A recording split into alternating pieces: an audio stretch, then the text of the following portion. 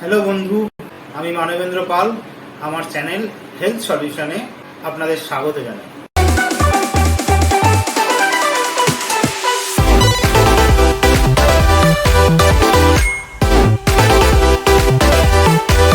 আপনি কি রোজ আপনার জয়েন্ট পেনের সমস্যায় ভুগছেন? আপনার কি ব্যথা এতটাই বেড়ে গেছে যে সিঁড়িতে ওঠানামা করতে আপনার পক্ষে খুবই কষ্টদায়ক, বা আপনার উঠতে বসতে খুব অসুবিধা হচ্ছে? আজকে আমি আলোচনা করব এমনই এক ঘরোয়া টোটকা নিয়ে, যেটা আয়ুর্বেদাতে অনেক বছর ধরেই ব্যবহার হয়ে আসছে, আর এখন এটা সায়েন্টিফিকভাবে দেখাও গেছে। এটা খুবই কার্যকারী ভূমিকা পালন করে। বন্ধুরা, ব্যথা জয়েন্টের যেরকমই হোক, এর কাজ প্রায় সিমিলার হয়।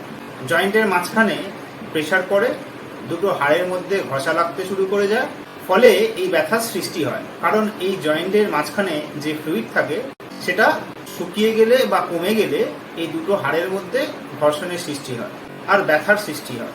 এটা সাধারণত বয়সকালেই হয়ে থাকে। দ্বিতীয় কারণ হচ্ছে, কারো যদি আর্থারাইটিস থাকে, রিউমাটয়েড আর্থারাইটিস থাকে, বা অস্টিও আর্থারাইটিস থাকে, বা কারো যদি গাউট হয়ে থাকে, তাদের এই ব্যথা হতে থাকে। এতে কি হয়, হাড়ের মাঝখানে ঘর্ষণের সৃষ্টি হয়।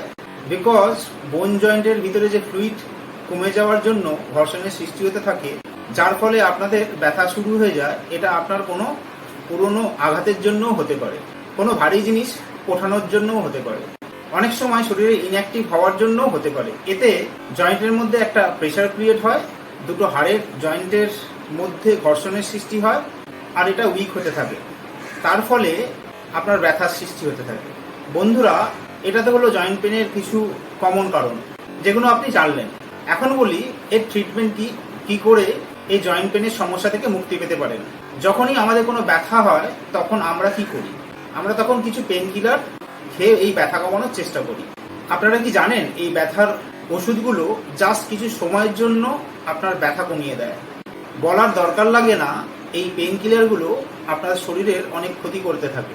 অনেক রিসার্চ বলেছে, এই পেন কিলারগুলো যদি আপনি খান, তাহলে আপনার পেটের প্রবলেম, লিভারের প্রবলেম, কিডনির প্রবলেম, এরকম অনেক ধরনের প্রবলেম আপনার শরীরে দেখা দিতে পারে সাইড এফেক্ট হিসাবে। এবং এই ব্যথার ওষুধ আপনাদের এই ওষুধের উপরে নির্ভরতা বাড়িয়ে দিতে পারে।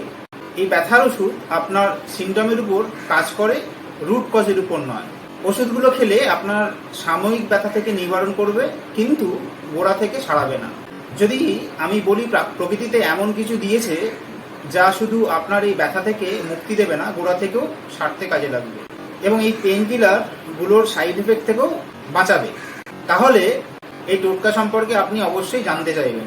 আমি লোকেদের মুখে শুনেছি, তারা বলে যে আয়ুর্বেদিক ওষুধ খুব তাড়াতাড়ি কাজ করে না, এটা খুব স্লো কাজ করে, তাই তখন তাদের অবশ্যই পেন কিলার খেতে হয়। হ্যাঁ বন্ধুরা, আয়ুর্বেদিক ওষুধ বা টোটকা খুব তাড়াতাড়ি কাজ করে না, কিন্তু একটু লং টার্ম ধরে খেলে আপনার সমস্যা অবশ্যই সমাধান হবে।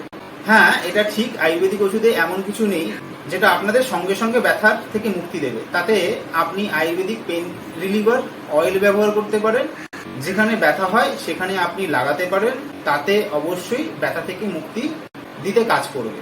বিভিন্ন কোম্পানির এই অয়েল পাওয়া যায়, যে কোনো ভালো কোম্পানির অয়েল আপনারা যদি লাগান তাতে কাজ দেবে।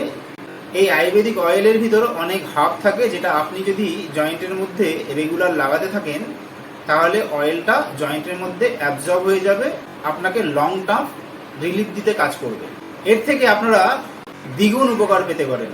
বা বাড়িতে একটা তেল তৈরি করতে পারেন, একটু সর্ষের তেলের সঙ্গে রসুন দিয়ে একটু ফ্রাই করে ওই অয়েলটা একটু গরম গরম আপনার যে জায়গায় পেন হচ্ছে ওখানে লাগালে বা মালিশ করলে অনেকটা উপকারে লাগতে পারে।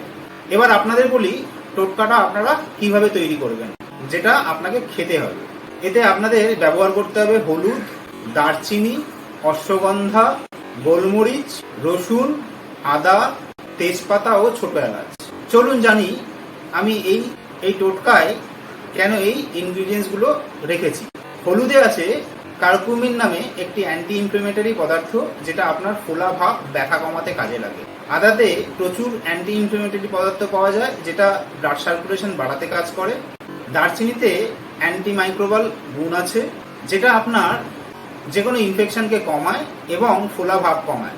রসুন আপনার ব্যথাকে কমায়, আপনার ফোলা ভাবকেও কমায়, আপনার কোলেস্ট্রলকে কমায়, রক্তকে পাতলা করে, যেহেতু আপনার ব্লাড সার্কুলেশন ভালো হয়, শরীরের ভিতরে ইনফ্লেমেটরি হিলিং পাওয়ারকে বাড়ায়।